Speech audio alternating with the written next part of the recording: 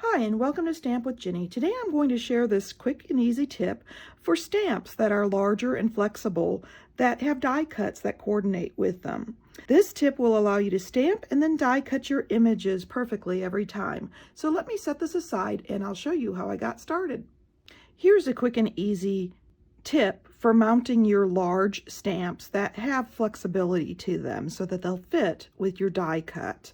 I've run a piece of Whisper White thick cardstock through my machine with the die, and so I have the door, but I want the negative space. At this point, I'm going to lay my stamp on my table and just kind of lift it up so it falls in there like so.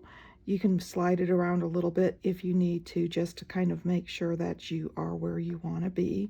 But by lifting it, you'll catch the edge of the stamp and it'll set in there just right.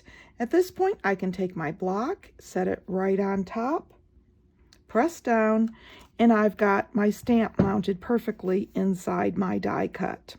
And I'm ready to start my project. Now that I've got my stamp on the block, I can take my ink and ink up the door.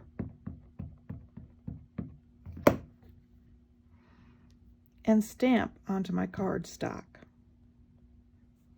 Now that I have the stamping done, I can show you with the negative space the die creates just how wonderfully this lines up each and every time. So when you get ready to put your die in place, it'll cut your door out perfectly. I hope you've enjoyed my tip for lining up your large stamps so that you can die cut perfectly every time. And of course, if you'd like any of these products, feel free to stop by my online store.